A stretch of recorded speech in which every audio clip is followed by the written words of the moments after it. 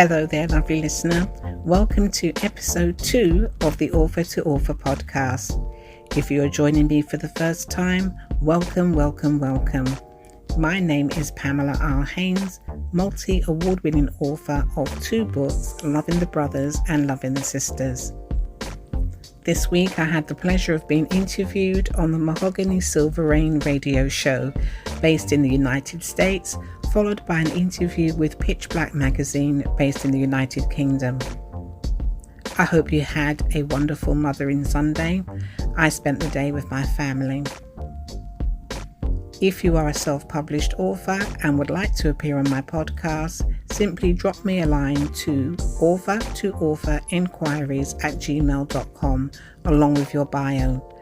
I will also need a copy of your book to give away as a competition prize. Slots for season 6 are going already, so contact me today.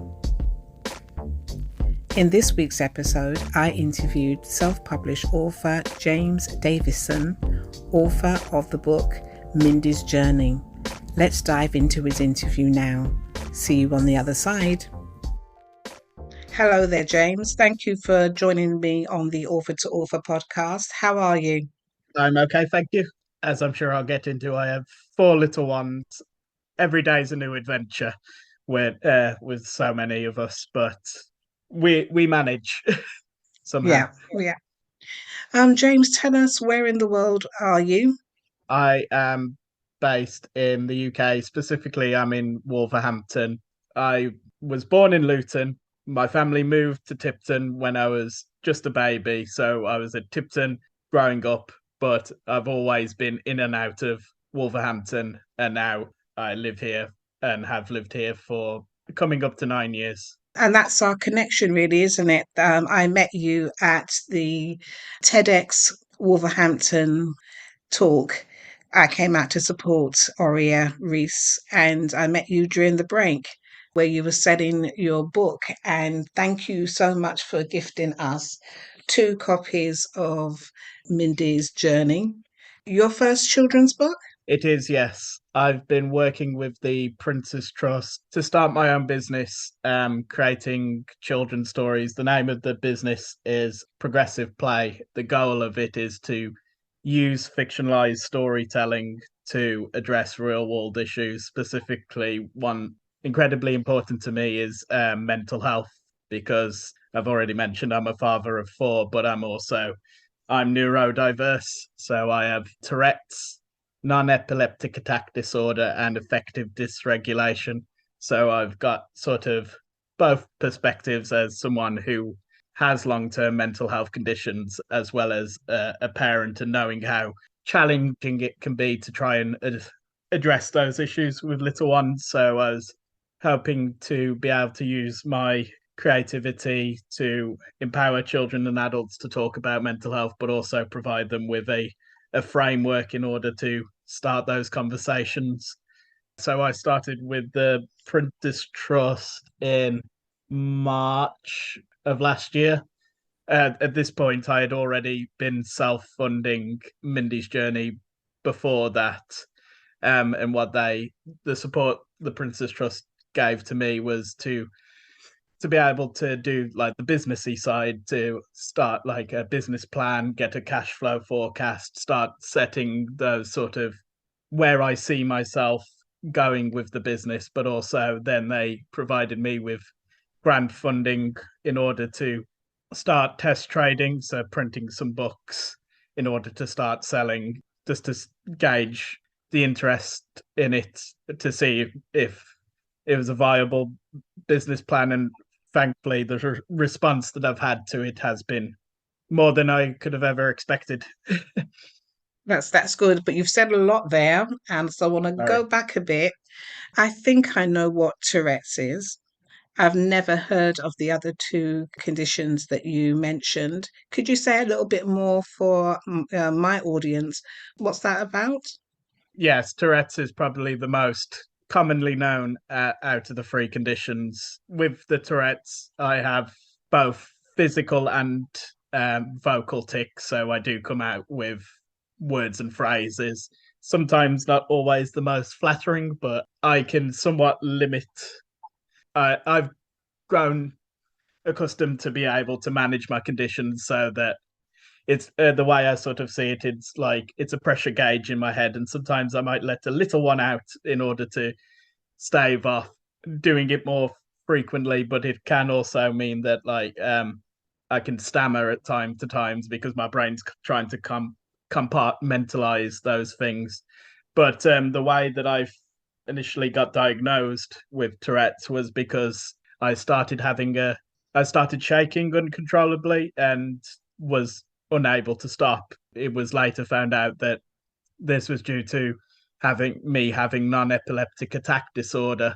So with non-epileptic attack disorder, it presents a lot like epilepsy. So I will shake, and it, by all accounts, if you didn't know, you would think I was having an epileptic fit. But the difference is that mine's thought to be more tied to my psychology rather than my neurology, which is the case with epilepsy. So it's my brain psychologically, I might be feeling a certain way, and then this is my body's response to it. So I don't black out in the same way that an epileptic person would. I actually do get a warning. Like if I can know beforehand, like, oh, I think I'm going to have a fit and remove myself from whatever situation that I'm in. But when I'm having it, I just shake uncontrollably and I'm unresponsive for that time. So I'm still conscious, just I can't speak or anything because I'm just so focused on the the process, I guess, of having a seizure. They can vary in severities. Like, so sometimes I can have some that are only a few minutes. I've had ones that are a few hours long. I can also get them in my sleep. So sometimes I can wake up having like feeling really drained, even though I might have had a full night's sleep, and then it realized I'll stand up and ow, my leg's really hurting because I pulled a muscle because I've been shaking in my sleep. And then affective dysregulation can affect my moods, so I can have quite big feelings. So when I'm happy, I'm really happy. When I'm not, I'm definitely not. It's not something as severe as, say, like bipolar disorder, where they can switch between the two extremes. Mine, it is less severe, but it's something that I have to be like conscious of, because also like having four little ones, it's, you know, they're not going to fully understand what's going on. So if daddy's, we use the term grumpy. If daddy's grumpy, it's like I have to be conscious. Oh, like something, and try and remove myself from the situation and like allow myself to deal with what it is that's going on, and then I can sort of move on from that. And it can affect my ability to socialize, although I'm also one of five children myself, so we always had people in and out of the house, so I'm used to lots of things going on. Thank you for sharing that with us. You're being quite open and, candid about your mental health. I would never have known when I spoke to you that day at the Wolverhampton TEDx, because I was fully engaged in our conversation about your book. And I love the way that you, despite your challenges, you put yourself in situations like you did at TEDx, where you were surrounded by people that day. It was really busy and you managed yourself really well, Thank you. which is why we're having this interview today. A little bit you said earlier was about your involvement with the Prince's Trust. How did that happen?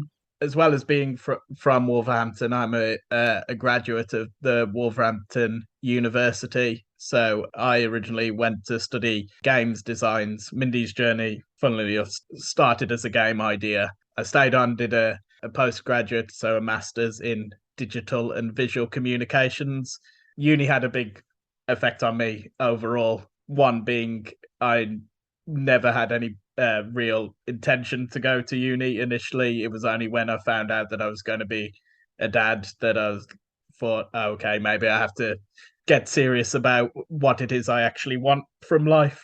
But alongside like just making the games, we would have contextual studies modules where we look about the different aspects of games outside of just the making them. So like one book that had a big impact on me was called Values of Play in Digital Games by a woman called Mary Flanagan. And she talks about like that all games, regardless of like delivery platform or genre, have that messages that they portray to their audiences, and that like this happens regardless of whether the game designer consciously put that messaging in or not. I've come to realize it's not just games, it's all forms of storytelling have messages. But when I heard that, it sort of recontextualized what kind of games that I wanted to make. Like being a father, I want to be able to share what I create with my little ones, but I also want us to be able, like, sharing that experience, but also both come away with something from it. So like I'm a big fan of animation. So I part of my MA we did a series of lectures on animation, and specifically looking at like Pixar. And they're a company that I love because they're able to create films that can deal with really deep emotional themes, but also do it in a way that like it's universal sort of storytelling. Children can watch it, adults can watch it. You can both enjoy the experience depending on where you are at different points in your life. You can gain different things from it. I wanted to try and take that kind of storytelling and apply it to games.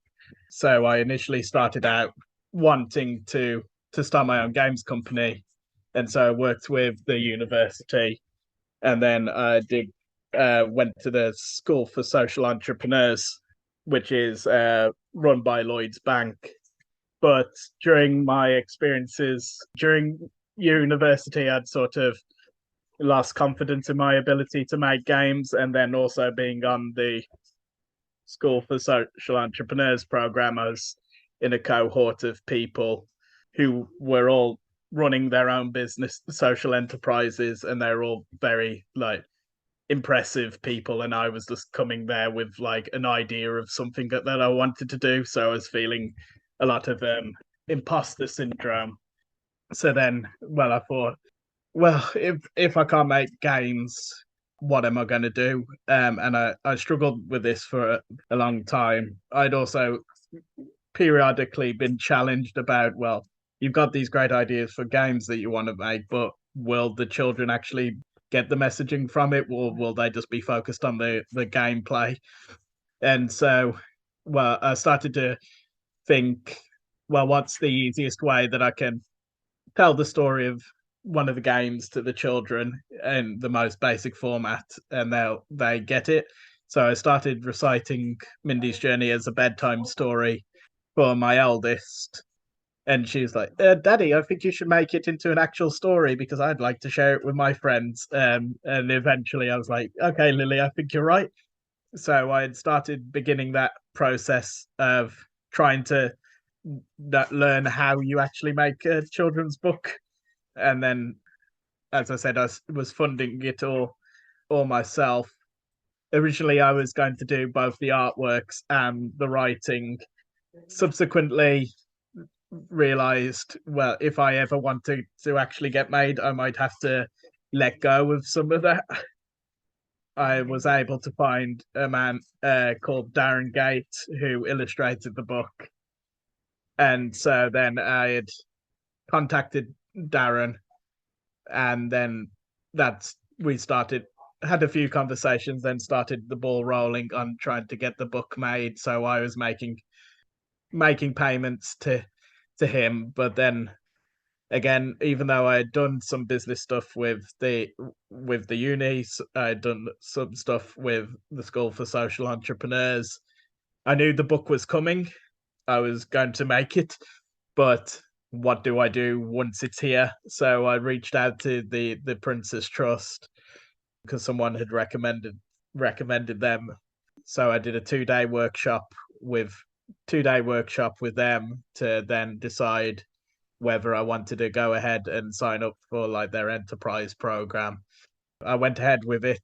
We had some initial conversations, and I was paired with someone from the Prince's Trust to help support me through getting the business plan up, the cash flow forecast, because they were putting me forward for grant funding. But in order to do that, I had to do a pitch meeting. So getting me ready for said meeting. Thankfully, it all went well, and I'm able to start printing the books and to start selling it to others. I've had my own journey getting to this point. James, it's been a really interesting journey as well that you've been on as well. And I love the way that you access different support at different times to get your book out there. And it is a beautiful book with a beautiful cover and lovely illustrations in it, as you say. How easy did the writing of it come to you? Because it's rhyming as well, isn't it? Yes, it is. I've always been a big fan of all forms of storytelling. Like I've talked about how I love games, how I loved animation, songwriting, and music was also like I've played in a number of bands over the years, and so I would be the one quite often would be writing my own songs. Like I read with my children every night, but they can love having the same book read to them over and over again. And so it got to the point where I could recite some of them almost by memory. I think it was one day when I was just, oh, it's very late, but you're insisting you have to have a bedtime story. Okay, let's do this one because I know this, I can do this one. And I was reciting it quite quickly. And then I realized, oh, there's a bit of a beat. So I think it was I Love My Daddy. So I think you got I Love My Daddy. Yes, I do. He's very kind of funny too. Yeah, you get. And I was like, oh, there's a beat there. So when I was started to think of how would I find my way into writing a children's story, I sort of drew back on some of that experience and like I treated it very much like a song initially. And so like Mindy was a happy girl whose head was always in the clouds until one day she got some news that turned her whole world upside down. So there's a rhythm to it. When I was on school drop off and pick up, we walk to and from school. I'd walk and I'd sort of be reciting it in my head and sort of editing it as I'm doing it. And then it got to the point where like now I think I had a clearer understanding of what I wanted to do with the story. And so then it just became a process of getting it down on I would say on paper. I did it digitally. So just typing it down and then just looking through what I've wrote and then just going tweaking some things, adding extra things, but I already had sort of the framework sort of lined out. And although Mindy's journey is like my first children's book, I have other stories written which I intend to make again, all dealing with mental health, but from a different perspective. Again, that would be the process when I'm writing any story. Like I would sometimes I just need to find like the first couple of lines. Some people might find it more difficult to do rhyming, but I find it much easier because in my head I'm just like, if I find the next rhyme, I've found the next line. Fantastic. How has the book been received, firstly, by your children, and secondly, in general? Has there been a demand for a book like this? Well, Lily, who's my eldest, she loves it. My four children, Lily's 8, Gwen is 5, Dorothy is 2, and we've got Iris who's just turned 1. Dottie and Iris are just they just like flicking through the book. They just like, oh, pretty colours. Gwen, we have a rotation of books, and sometimes she'll ask for. It's nice when she's like, I want Daddy's book tonight. Like that's thank you, Gwen. But Lily was very excited about it. I did a reading at her school.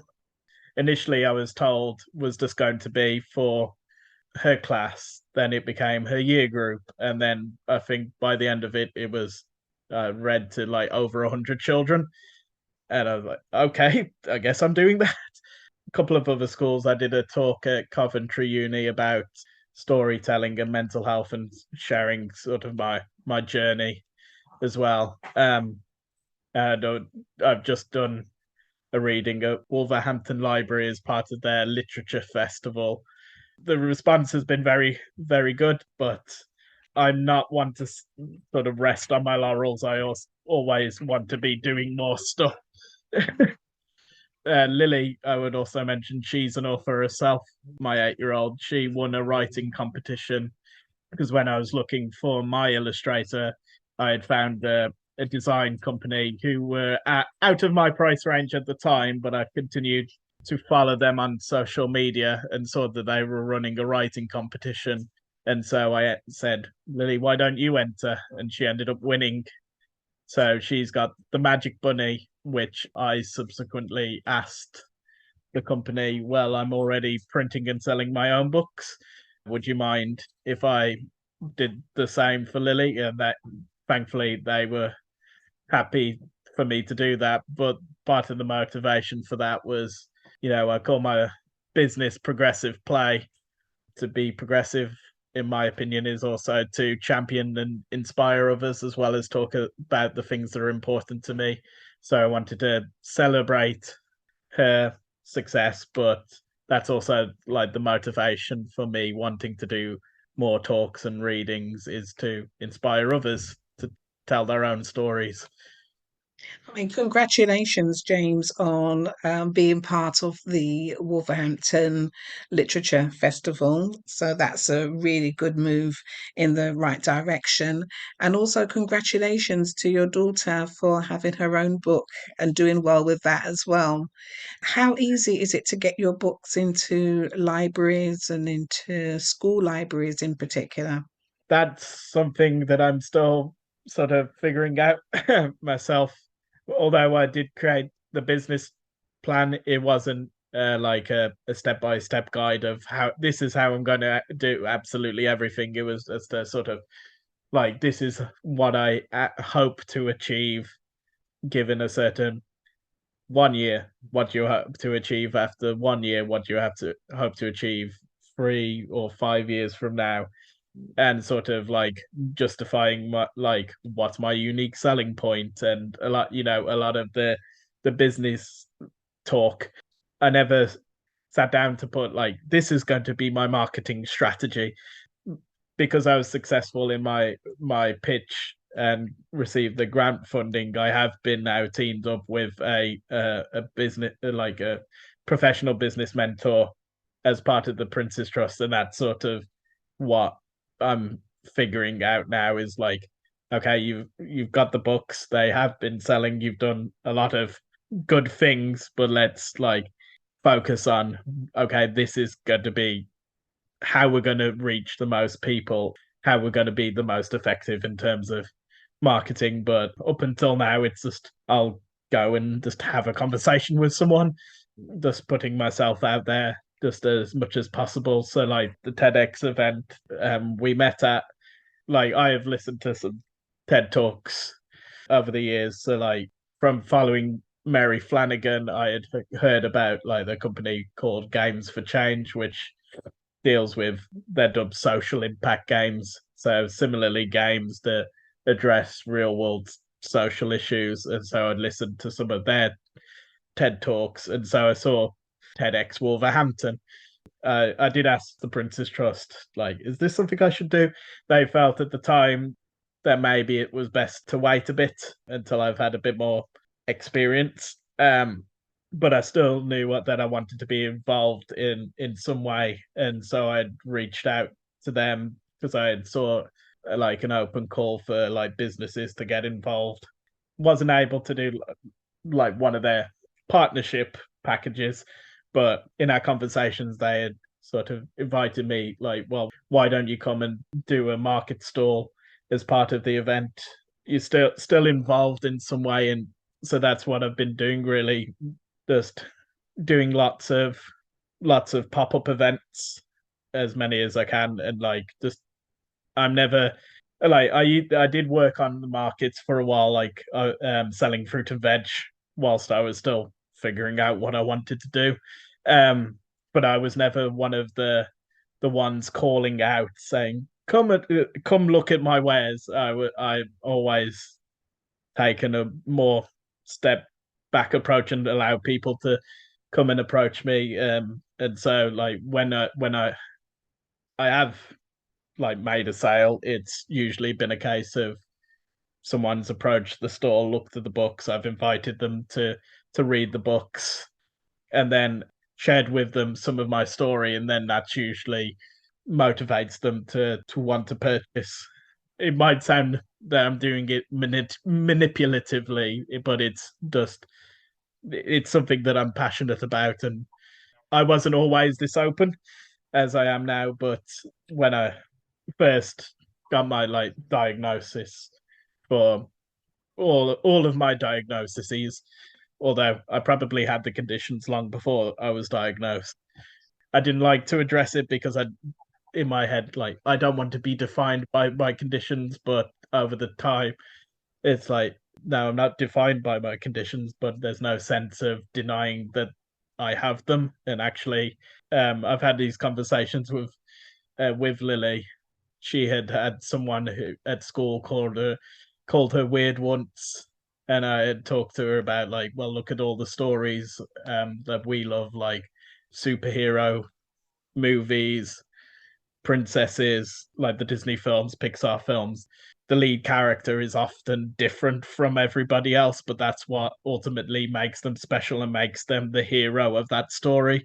So you want to embrace that uniqueness, your weirdness. And so it's taken me a long time, but I am at a place where I'm embracing who I am. And so I'm happy to share that with others. And I find that people buy into your story first and then the sale comes. If they really they like you and they like what you're saying, they can relate, or it resonates with them, or they have a child or a young adult at home who has similar conditions. They buy into you as, in lots of cases, as a role model that, despite challenges, you can still succeed. I just had a couple more questions for you, really. When do you think the second book is likely to come online Um, and get published? I'm beginning those sort of conversations now because I've written so many. It's also I don't want to have the sophomore slump. I'm trying to pick what is the right story for me to tell next.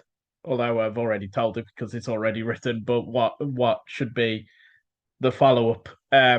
Lily definitely has her opinions. You should do this one. I'm like, well, you were right about Mindy's journey, so evidently you may be right about the next one.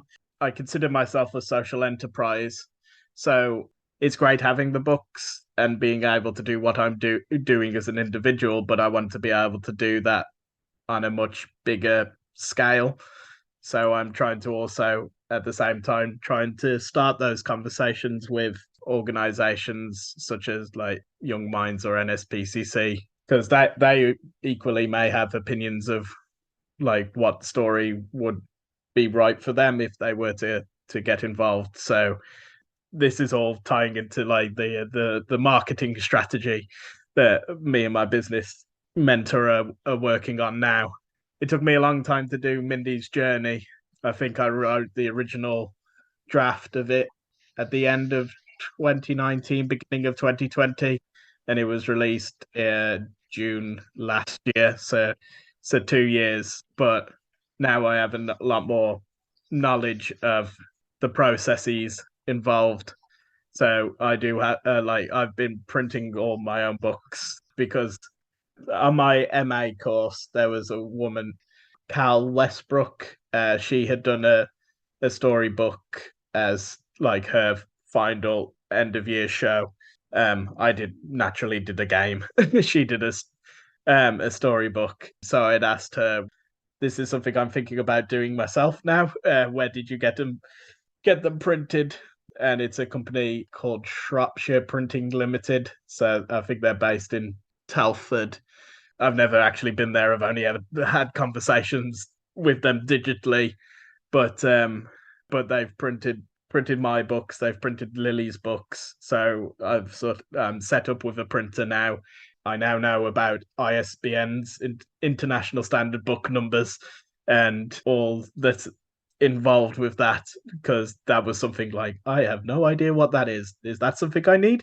So thankfully that the process, the turnaround should be much quicker now that I know what's involved. But it can also be down to so my illustrator, Darren, at the time I was happy for it to be a longer process, because as I said, I was self-financing, and that allowed me to work within the means of our household. But we both ended up having children. He had his first child during the process of creating the illustrations for Mindy's Journey. I had baby number 4 during that time. So provided that I have no plans for baby number 5, that was another thing that did extend the amount of time that it took to get Mindy's Journey made. When I wrote my business plan, I said I wanted to have 2 or 3 stories out within the first year of establishing the business. I'm sort of cheating because I've got Lily's book as well as my own, so that's technically 2. But so by the end of this year, I will have my third. Progressive Play will have their third book out in the world. So, James, you are not just an author, you are a publisher as well, because you published your own book and you published your daughter's book as well. If people want to follow you on your journey, how can they get in touch with you via social media? They can follow Progressive Play on Facebook, facebook.com/Progressive Play, on Instagram on Progressive Play _Jay. The books are available for physical editions in the UK from www.progressiveplay.store, and I ship them out myself. That's why I'm only doing UK at the moment, because I got to work out international shipping. But for anyone who is international or just prefers the digital format, they are Mindy's Journey and The Magic Bunny are both available on Amazon as digital ebooks. If you go on my Facebook or my Instagram, I have shop pages for both of the books on my social media, which will take you through to progressiveplay.store. Thank you. Thank you, James, for that. And also, because you gifted us 2 copies of Mindy's Journey, I have a copy here for anyone across the globe who wants to enter our competition today. So thank you very much for that. And thank you. We've been trying since last year, haven't we, to set up this interview. I'm very, very We grateful all for you finally having got me. there. Yeah, you were poorly, then I was poorly, and but we got there in the end. So I'm really glad that we've been able to have this time for this interview. James, I wish you all the best with your publishing and your author business. Wishing your daughter all the best on her journey as well. I'm sure there are more books from her to come as well. And thank you for joining me on the Author to Author podcast. Thank you. I hope you enjoyed my interview with James as much as I enjoyed interviewing him. It's competition time now. During the interview, James mentioned his daughter's name. What is it?